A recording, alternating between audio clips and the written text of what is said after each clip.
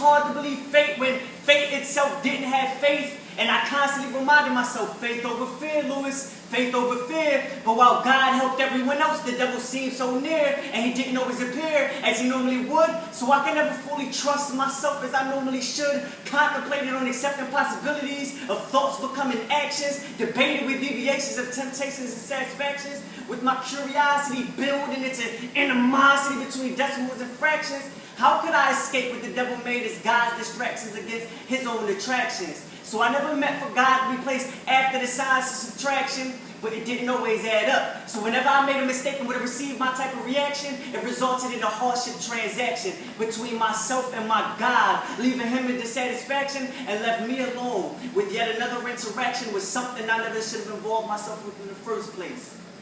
I guess that's why I took the greatest joys of life and found out how to look at it in the worst way. So I never accepted love from any of God's children. I felt like I wasn't supposed to be born an American. My thoughts never felt like a civilian. And instead of praying to God, I kept wishing upon shooting stars by the millions. And instead of asking for help, maybe asking for help, I would die for the wealth by the billions. So my thought process seemed to never develop based off faith. It seemed fake, false hope. And now I choke because I worship less upon God and more upon the items that seems make.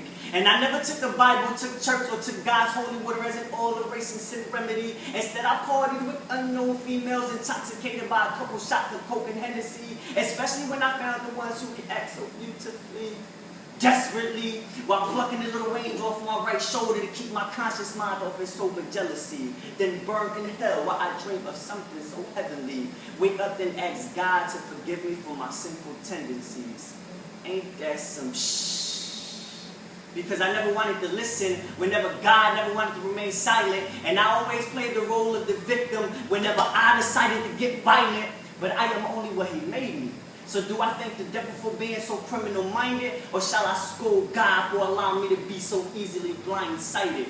Or am I missing the basic principle? You have to keep an imaginary visual of something that isn't visible. Because the devil does an outstanding job of taking something as typical as a weak mind and introducing thoughts to give birth to something so miserable. Focusing on something so minimal and forgetting what's remarkably pivotal.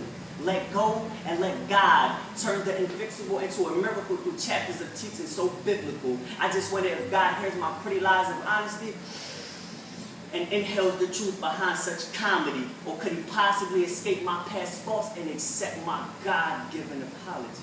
Thank you.